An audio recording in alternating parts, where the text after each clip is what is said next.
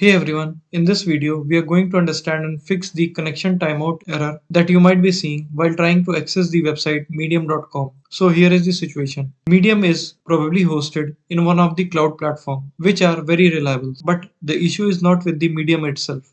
The real problem lies with the some of the internet service provider like Jio, Airtel or BSNL which are common in India. Their default DNS server sometimes fail to properly resolve the domain name that is medium.com.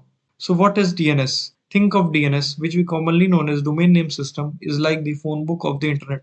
When you type medium.com, DNS convert it into an IP address. Your browser uses that IP to load the website. But if your ISP fails to translate the DNS name correctly, your browser simply can't find the server, which results in the timeout error. So your browser is trying to reach the medium platform. DNS fails to resolve the domain and the request keep waiting. Eventually, the connection timeout error we see. So let's fix this by switching to a more reliable DNS, that is using the Google public DNS. Firstly, go to the search bar and search for view network connection.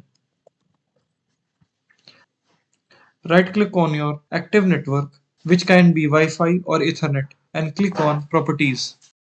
Select the Internet Protocol version 4 and click on Use the following DNS server address. Enter in the preferred DNS server, use 8.8.8.8. In the alternate DNS, write 8.8.4.4.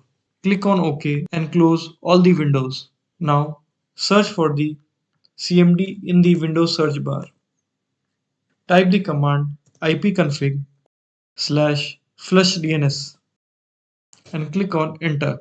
Here you will see the output successfully flush the DNS resolver cache. And now open your browser and click on refresh.